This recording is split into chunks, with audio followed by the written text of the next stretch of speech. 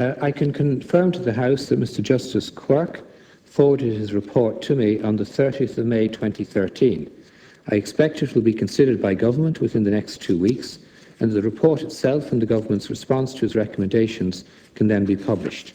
I do not believe it would be helpful to preempt the publication of the report or the consideration of the matter by Government by going into any detail at this stage. However, if the Deputy herself is advocating that any fund or commission should be placed on a statutory footing with independent statutory powers, I presume she is doing so in the knowledge that the preparation and enactment of legislation and the establishment of a new independent body would take several months at a minimum. I have already set out the position in relation to the letter recently received from the Rapporteur for the follow-up on concluding observations of the UN Committee Against Torture, UNCAT. The UN Committee issued its concluding observations on Monday, the 6th of June 2011, following Ireland's first examination in Geneva under Article 19 of the UN Convention Against Torture and other cruel, inhuman or degrading treatment or punishment. Its concluding observations covered a wide range of areas which impact on the remit of several government departments.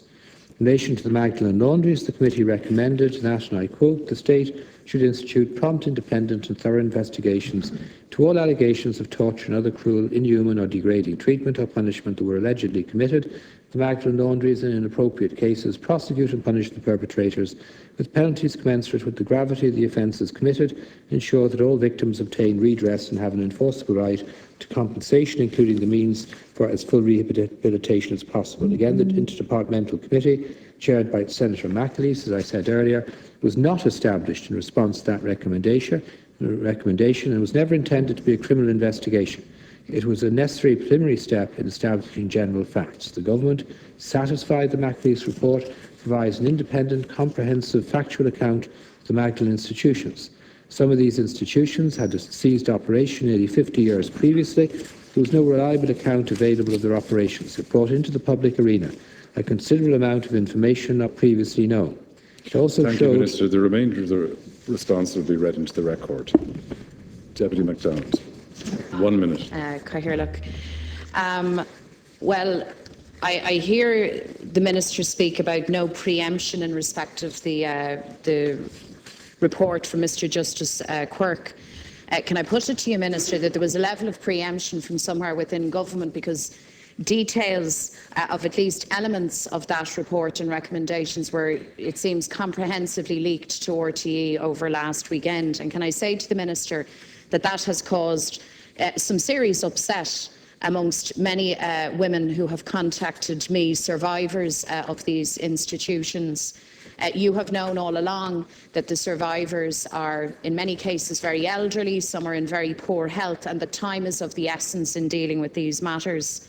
As regards your assertion that the McAleese report was not established to meet the recommendations and requirements of the UN Committee Against Torture, I'd ask you, well, if McAleese was not designed to do that, where is the mechanism to meet these requirements? You know that in their observations that you referred to of May 2013, the UN Committee have been extremely critical of the McAleese report. They said that it lacked many elements of a prompt, independent and thorough investigation. Thank you. They said that it did not conduct a full independent investigation into allegations of arbitrary detention, forced labour or ill treatment. And they further go on to observe that the committee is concerned that therefore Mr Justice Quirke's work is premised on incomplete investigations carried out by the McAleese committee, and they ask for clarification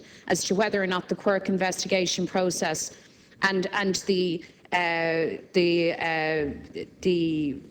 system envisaged in his recommendations will have independent statutory powers. Will it be transparent? And will it have an appeals process? Minister, 1 minute, please. Deputy Wallace wants to ask a question on this too. Well, firstly, to respond to an RT report, I can tell the Deputy that I had no hand or part, nor did anyone in my department, in a report. The Deputy shouldn't believe all the reports she hears on RT of alleged leaks of things, nor should she believe everything she reads in our newspapers. I can tell the Deputy that particular report that I heard doesn't bear any relation to the very detailed and comprehensive recommendations and the very considered approach taken by Mr. Justice Quirk to this issue. I think it would be most unfortunate if there's any individual who was resident in the Magdalen laundries who took that report seriously as the outcome of the deliberations of Mr. Justice Quirk. I can't help it if people, if rumours generate and media report matters in circumstances in which they want to claim they have some sort of a scoop in advance of a report being published. There's nothing I can do about that, and I can tell the Deputy that that particular matter shouldn't be treated with seriousness. My concern in this issue, as it has been all along, is for those who were former residents of the Magdalen laundries. My concern was we got to the truth of what occurred. Senator McAleese, in a very considered and comprehensive way, did that. He had access to documentation that never had previously been available for a report to be done. He did an extraordinary and comprehensive job.